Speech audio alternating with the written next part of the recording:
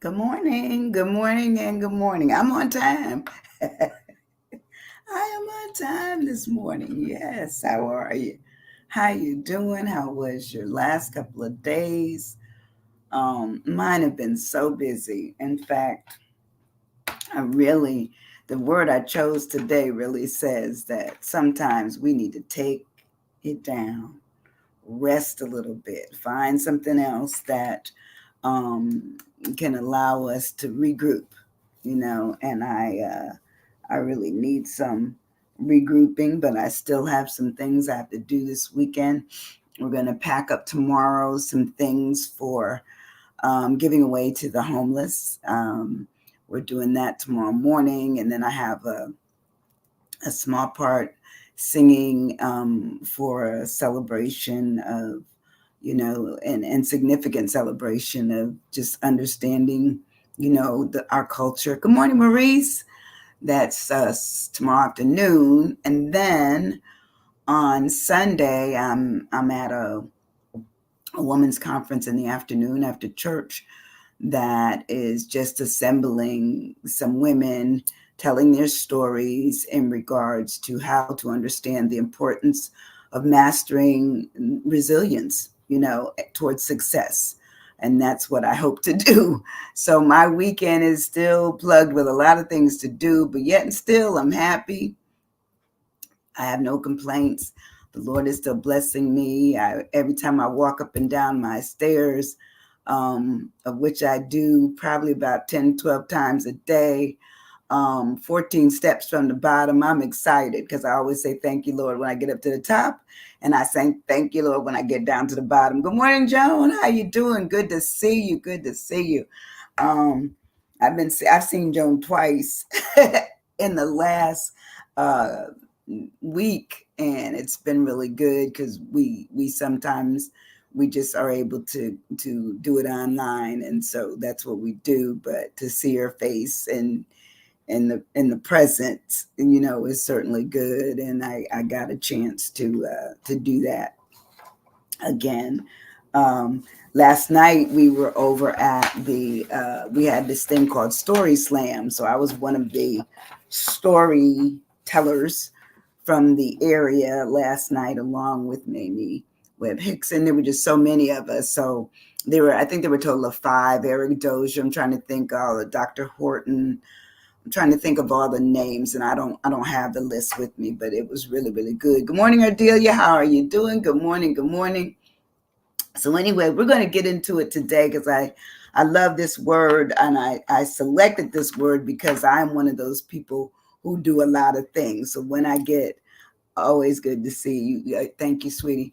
The fact that there's always so much coming on our plates, and now you realize that here comes the holidays, and the holidays. I think I prepped this session by saying, with the receiving and giving end of the holiday season coming in, we have to look at what are we trying to or need to really take a breather on. How do we do that? What do we do? And it's difficult. I admit that sometimes our will is very good, and but our will towards the a good end isn't always as good, because sometimes the end is that we're exhausted, we're overwhelmed, we're tired, we're listless, we're just overly committed. And it's not just me as at my age, but it's the young people at their age, and it may be people older than me at their age. So it just says that we have a very working life, where we're not necessarily working just at business, we're working just to stay involved and engaged and committed and all of that kind of stuff. So our word today is surfeit, SURFEIT, surfeit, which and if you want to remember the word, you could say it just to give you a way of figuring out how to say it without looking at it. It's SIRFIT. That's the cheating way, but it's pronounced surfeit. And so that's what we're going to do. We're going to look at the word surfeit But before we do, let me see, was I smart enough to, yes, I did. I was trying to say, was I smart enough to put out my poem? And I found a poem this morning that kind of says who we are.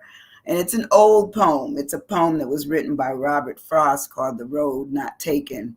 A lot of times we take a road that we realize is full of trees and full of flowers and full of, insects and all kinds of things that may be, decent to look at and engaging and all of those kinds of things. And then all of a sudden we said, well, maybe I should have taken that other road where it had less of all of this. Maybe I'd get to my destination faster. I would be, better off if it's more calming to me than and not engaging to me. Just that I'm walking through and it's allowing me to live, in my ideas or create more ideas. That's what it was. So anyway, here's The Road Not Taken by Robert Frost. It says, two roads diverged in a yellow wood, and sorry I could not travel both and be one traveler. Long I stood and looked down one as far as I could to where it bent in the undergrowth, then took the other as just as fair, and having perhaps the better claim because it was grassy and wanted wear. Though as for that, the passing there had worn them really about the same, and both that morning equally lay in leaves no steps had trodden black. Oh, I kept the first for another day, yet knowing how way leads on to way. I doubted if I should ever come back. I shall be telling this with a sigh. Somewhere, ages and ages hence, two roads diverged in the wood, and I took the one less traveled by, and that has made all the difference. So when we think about, what path we've taken, what things we've acquired, we can look back and see the roads that we took to get there. If we looked for many of the military people like myself, the part of families, of active service, we ended up, finding things that we couldn't find in our own country, but finding them cheaper and then, growing not just a likeness for them, but growing a collection of them. So we can look at, maybe at pottery, we can look at paintings, we can look at so many things that we acquired through the years. And then we ask ourselves, it's stuff, I'm always talking about stuff. And so my question today, have we gotten to the point where we're over full, or we have this thing of being surfeit, where we realize that we have more than we need and maybe even more than we want, and how we desire to look at going forward. How do we do that? And sometimes it's very difficult because most people who end up being hoarders or people or the collectors are people who love what they have. They love what they have. And some of them love it so much they continue to buy. Like I met a woman maybe about 6 months, 4 or 5, 6 months ago. I'm not quite sure, in a thrift store, and I was looking for things that I could certainly give to some people. Had another drive going on, and I wanted to assist with it, but I wanted them to be nice things, not things that just were really just thrown away and they kept them. I'm not big on buying on the side of the road anything like clothing. So she was saying that she does this almost daily, at least 3 or 4 times a week. She's out buying things. And I said, well, how do you keep it? And she was saying that she has, her house is full and she has a storage. I did that one time with my mother's stuff, and I can't do it anymore. I can't. It's just too much. It's too much. It's too much to go through at one time to get rid of, and then it's costly. So you're paying somebody else to hold your stuff. So there it is. So looking at the word surfeit, SURFEIT, it says it causes someone to desire no more of something. Have any of us turned? Have any of us turned away from wanting a lot of stuff as a result of having consumed or done it to excess? And so that's where the word comes from. It's the excess that we're looking at. There's something that says it's reasonable. And then when it goes beyond that reasonability, then it becomes excess. And it says, I am, surfeited with shopping. Like, whereas telling you the one lady was saying that she does it almost every day, even on Sundays, she finds the thrift stores or the people selling on the side of the road. She does that. I can't do it. It's just not me. So I'm going to take the other road for that one. And it says that when the other words you can use for surfeit would be satiated, gorged, overfed, meaning you got just too much stuff, overfilled, too much in your house, too much in your room, glut, crammed, cramps, stuffed, overindulgent, and people say it could be nauseated because you ate too much. So, I mean, it's a word that can be used. Good morning. Good morning, Cheryl. How are you doing, love? Today our word is surfeit, which means causing somebody to get a desire where they no longer want to having consumed all this stuff, they no longer want those things as they go forward in their lives. And they just have a stop. I'm done. I'm done with buying all of that. So I sometimes will go with other people that because now I will tell you that an estate sale, every once in a while, if you go to an estate sale, you can get great jewelry, which doesn't take up much unless you're buying up all they have, or accessories kind of thing. That if it gets into a store, it has a tendency to be so much more expensive. So if you can find that, that's good. And we break our word down, and I'm gonna ask you this question. I just want you to put yes, I am surfeited, or no, I'm still out looking. You can just write that right in your comment. So that's my question. Are you stuck and being surfeited, or are you stuck and still looking? Right? Yes or no, or I am or I am not. You can write that down in your thread there. But when I break the word down, I start out with my S of being stuffed. We know what stuffed is. If we've eaten too much at the Thanksgiving, that it puts us into a sleeper. We've done that. We've done that. I used to do it a lot of times when I was little because I loved my mother's food. Both. Okay. All right. So yes and no. All right. For my as I've gotten older, I've done it less. I can't eat that much anymore. Probably, oh my goodness, a while ago now, 11 years ago, I had the bariatric surgery and it worked for me, so I haven't gained back that weight that I had before. And I pay attention when I'm full, I'm full, I'm done. I don't want any more. I'm not going to eat anymore. So I've tendency to eat smaller meals, but sensible. Okay. Because sometimes we need to be sensible. Because sometimes we may not even be buying something for ourselves. We might be buying it for someone else, which is just as good. So stuff really talks about means having eaten too much or acquired too much, being unable to eat anymore or acquire anymore. And so, we know what for some people their thermostat may be lower, where other people's their thermostat may be much higher, where they can eat more, they can take in more. I'm not there anymore. And it says to put something as much as one can to be held and contained. You're going to keep it where it becomes like your suitcase is overstuffed. Now, when I went to Australia last year, I went with one suitcase. And it had some things in it that I know I needed. It wasn't completely full. But by the time I listened to this person and that person and then myself on what I was seeing, that I knew, I'm not going back to Australia. But I loved it. Now, if I ever get a chance, I would go. But it was expensive.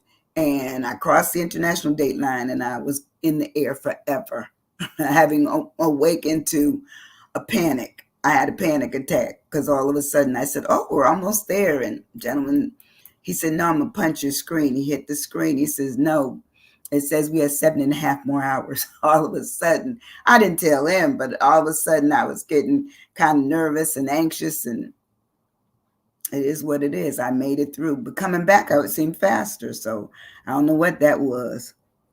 Sensible is a word, good word for saying somebody should be SURFEIT.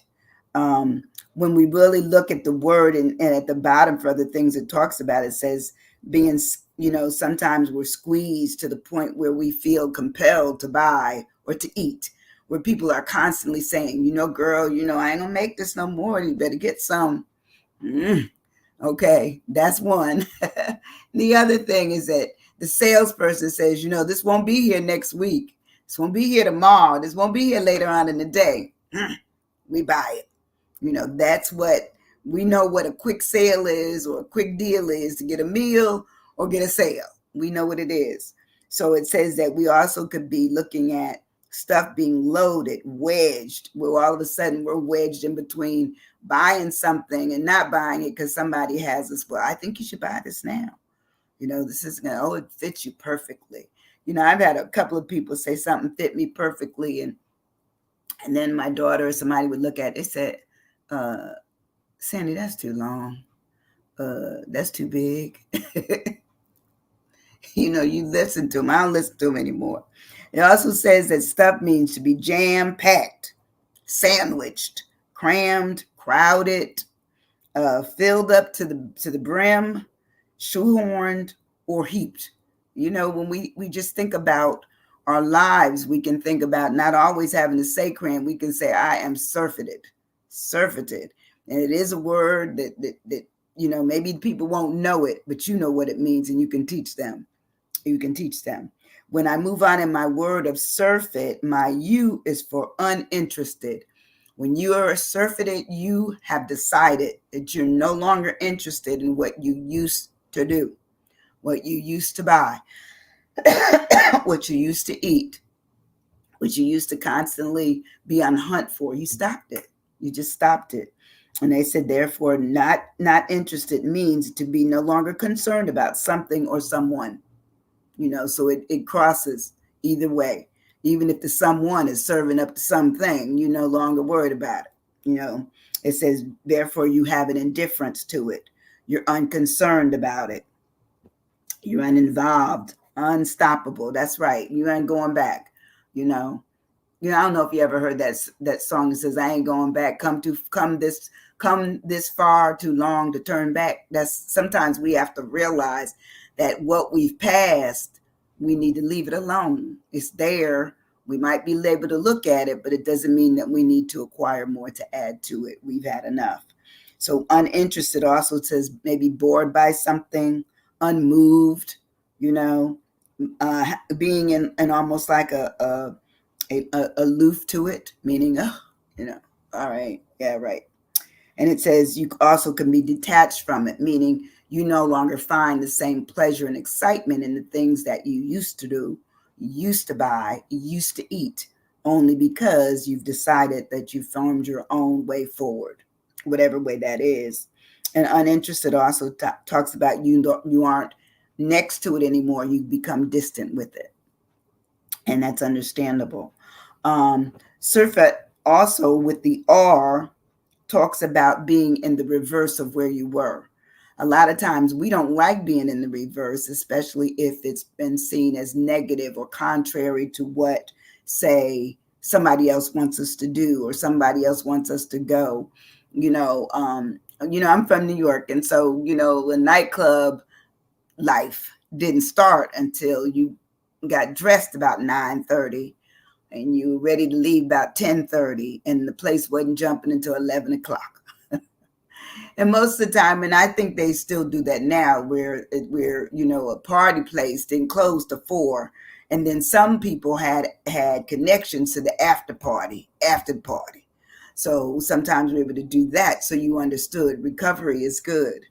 Recovery and reasonable, and yes, and remember. Yeah, I'm remembering right now. Remember that life being up half the night. It's too much. It really, really is too much. So being in the reverse, saying that you're going in turn toward a different direction to that you previously had. Therefore, you no longer do that, you do this, you know. It was nothing for me to be up along, like 24 hours because I was up partying. I was never a drinker. I just wanted to dance. That's all I wanted to do, just dance. And I always had water or ginger ale. Those were my drinks of choice. And if I left the drink, which is what I was telling somebody recently, young people, I said, listen, when you leave the drink, and you go to the dance, or you go to the bathroom or something, uh, don't take the drink back up again. You're done with it. Or if you can't take it on the dance floor, then don't take it up to your mouth any longer because it may by that time have something in it.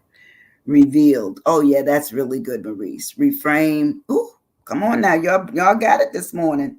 So the reverse talks about going in the opposite direction. Counter. You're not going clockwise. You're going counterclockwise. Converse. Opposing. You're doing everything in your power because I'm gonna tell you something. Things and people in food are addictive, are they not? They are, they are. So we always want to get back to where we felt that love, that kindness, that connection. And so if we're always searching for that, then we also are apt to get to the things that brought us that. And sometimes people will tell you that their best time was Thanksgiving because it not only brought the food on, but it brought the people on with the food, or the people that could cook the food. And so the connection was there. It was there, and it was solid. It was solid. It was something that was believed and loved and cared about, and therefore continued. So it became tradition. And how many of us have been able to ever break tradition? Only if we probably move away, because I know it when I was coming up, every Christmas Eve was at Lois's house, and of all the things that we could eat, and you know, we. In fact, I didn't have to bring anything, and probably till I was maybe 25.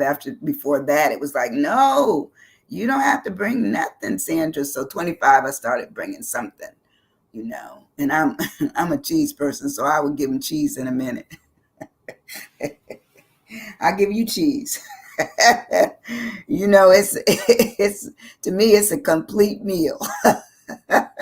Maybe that and some Triscuits. I love it. I love it. That's my. Sometimes when I'm hungry, I get an ounce of cheese. I measure it out, which is 90 calories, and then I'll get me 5 Triscuit crackers, and I'm good. I'm good. That's how I play it. Um, Reaction, yes.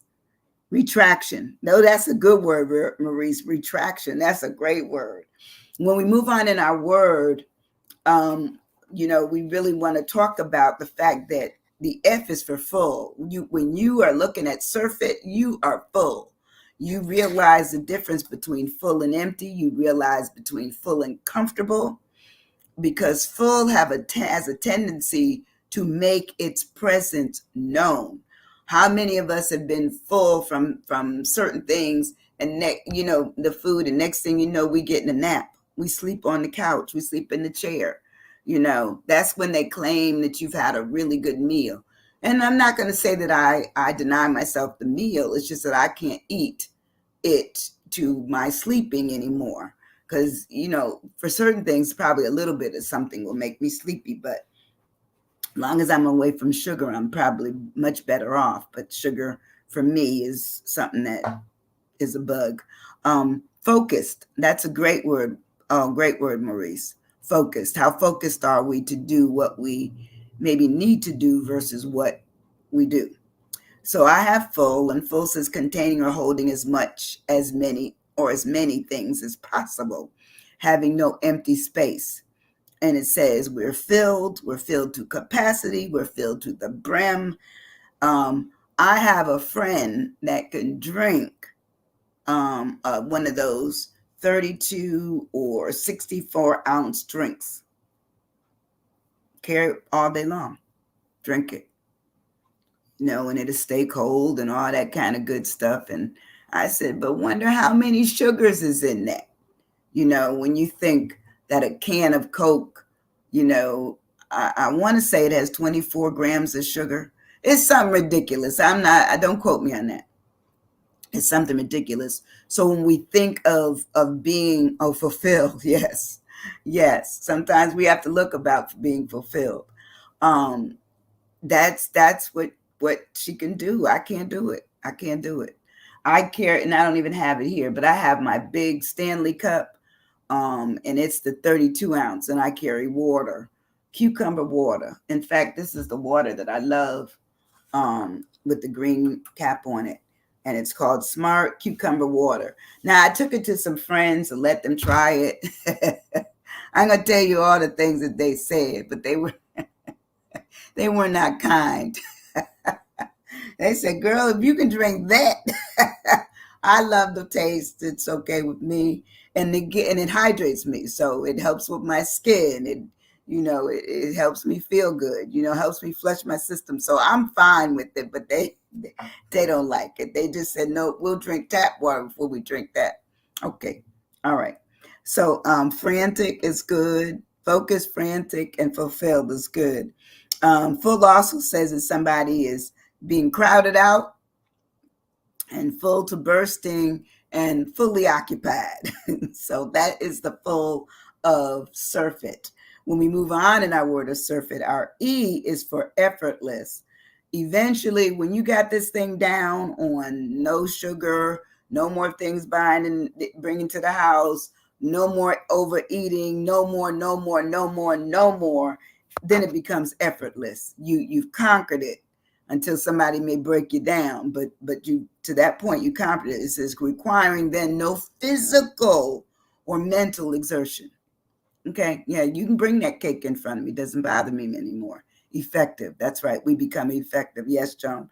We become effective. All of a sudden, we're able to hold our own. Nope, no thanks. With a smile. No thanks. I'm good. I'm good.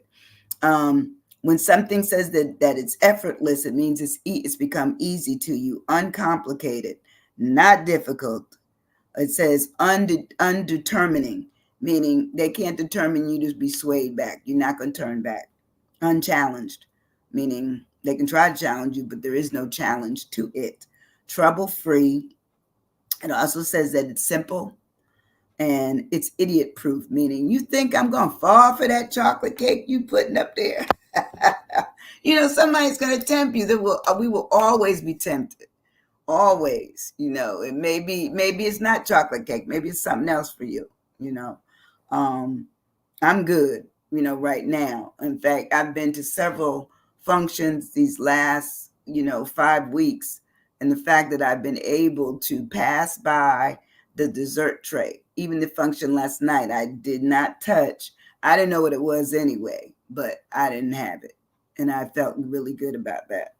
Um, when we move on in our word, we really want to talk about being indifferent. That's our second I for SURFEIT, indifferent, meaning having no particular interest or sympathy or you're just unconcerned. And that's your own personal space, your own personal, thinking process now. That's where you go with it. Well, I don't mind if you eat it. Go ahead. I don't know if you go buy something. I'll hang with you, but I'm not buying anything. And people sometimes are insulted by you not doing what they do. Like I've had several people tell me they won't go out to lunch with me because I'm done too soon and they're still eating. I said, well, I only eat a little bit, but it doesn't matter. I said, I go for the company. They told me they ain't fooling with me no more. Impact. Okay. Impact is a great word because you have to talk about what's the impact on me or the relationship when I stop doing certain things. Think about that. So then, being indifferent for me says having no particular interest or sympathy and being totally unconcerned. Okay. That's what we'll do. Oh no, I don't want any. No, thank you. And you're able to say no, thank you with conviction. I'm fine. Don't worry about me. You have what you want, you know. But, a lot of times people think that if you're not doing the same thing they're doing, that you're not with them. No, I'm with you. It's just that I don't want that. I'm good. I don't want that. So the indifference talks about sometimes there again that word is aloof, being detached from it, disinterested, um, and curious, meaning you don't have to test it, you don't have to taste it. You're good. I'm good. I'll tell you in a minute. I'm good. No thanks. And certain things I can really do it with long before now. Like if something's too bready, no thank you. If it's wet, no thank you. So certain things I have it down for food, and other things for buying, just to be throwing money away. That's not my thing. I'm not interested in doing that. So the indifferent person also talks about their lack of in inclusion. They're okay. Don't include me in that. I'll hang with you, but I'm not buying it. And they can be from the so-so crowd. It's so-so. I'm okay. So-so. It's hard, but sometimes we have to live outside of just our thoughts. We have to live through our will. And sometimes the will is what other people don't like. They don't like the fact that you told them no, that you didn't want that you don't want to go there, that you don't want to eat this, that you don't want to buy that. They said, we'll buy it together. No, no, no. You can take it to your house. I'm not interested. It's okay. And my T, yay, I'm at my T of SURFEIT, and it's SURFEIT, new word you can add to your vocabulary. It talks about being transformed. You just took the high road, you transformed. Tactic. That's a good, that's good. Because I think when we've come off of something, we always need to have a tactical way forward. How do we maneuver this? How do we manage this? Which way do we go? What's the best way? Sometimes it may be to extract yourself from people. Love you, Auntie. Are you talking to Real Talk? Yeah, I'm real talking today. Yes, because there's people on the side like yourself. So I'm talking to them. I'm talking to you too. I love you. Love you too, sweetie. Oh, and I need to send you something. You told me to send you something. I will. I'll get back. I'll get around to it. So transformed is really talk about being in past tense, meaning it's something that you've been away from, you've gotten away from, you've moved towards something else and away from that, meaning as being converted. And sometimes we look at being converted as being a negative. But if we've been converted to do something better for ourselves, then that should be a positive, not a negative. That's a positive.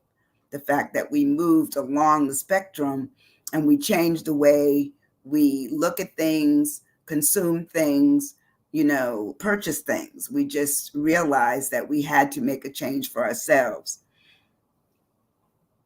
Okay, I send you that. Brother turned 90. Okay, all right. Thank you. I'll try to call you later on. Thanks, sweetie. Love you. Cheryl, time out. Done. That's right. When you've been transformed, it is time out. You're done with everything. It says past tense, to change and move from something to something else.